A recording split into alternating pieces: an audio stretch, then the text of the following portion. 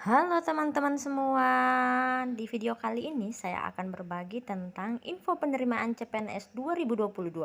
Apakah tahun ini akan dibuka kembali penerimaan CPNS ataupun P3K? Berikut kepastian BKN.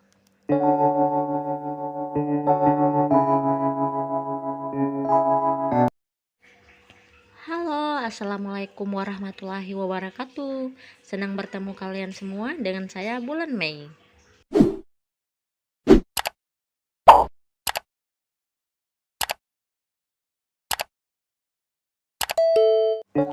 Mengutip dari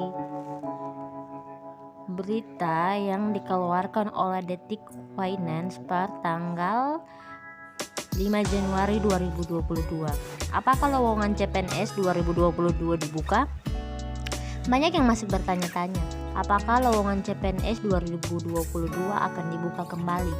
Sebab sebelumnya memang ada kabar yang beredar jika CPNS 2022 tak akan digelar dan diganti dengan skema P3K.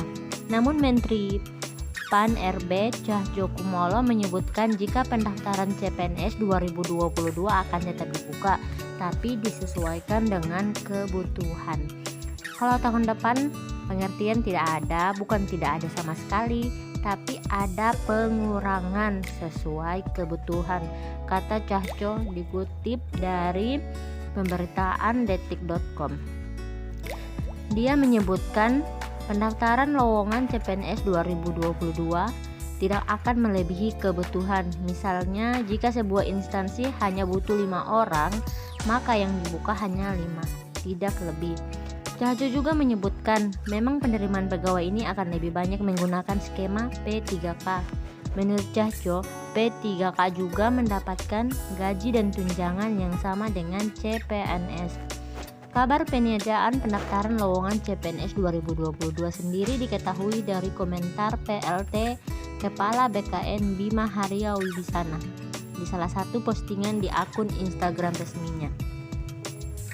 Komentar itu sempat viral di media sosial dan dijadikan bahan perbincangan kala pemerintah tidak membuka lowongan CPNS di tahun depan. Dilihat detik.com langsung dari akun Wibisana Bima dalam satu unggahan yang keterangannya diunggah sejak 3 minggu lalu. Bima memang menyebutkan kalau seleksi CPNS di 2022 tidak ada.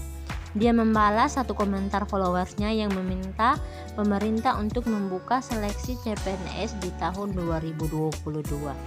Namun Bima menjawab di tahun depan seleksi hanya dibuka untuk formasi P3K. 2022 hanya P3K saja. Ke depan penerimaan PNS akan sangat-sangat sedikit, yang banyak P3K, kata Bima dikutip oleh detik.com dari akun Wibisana Bima. Meski demikian, seperti yang sudah disampaikan sebelumnya bahwa pendaftaran lowongan CPNS 2021 masih akan tetap dibuka. Jadi bagi kamu yang mau daftar nggak perlu khawatir lagi ya. Next, untuk teman-teman yang sering menanyakan apakah P3K itu bagian dari CPNS? Jika tidak, seperti apa penjelasannya? Nih saya bantu jawab ya. Oh iya teman-teman, sebelumnya saya memohon maaf ya atas kecemprenggan suaraku. Wek. Lanjut.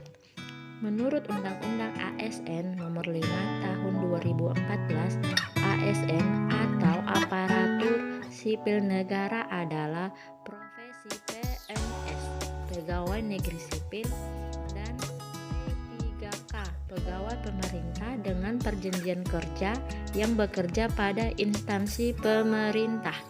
Jadi PNS maupun P3K keduanya adalah sama sebagai aparatur sipil negara.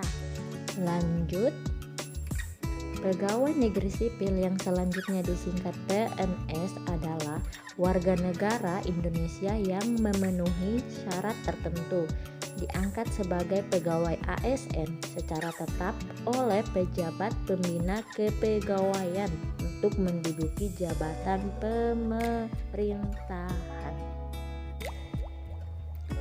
Sedangkan P3K adalah pegawai pemerintah dengan perjanjian kerja.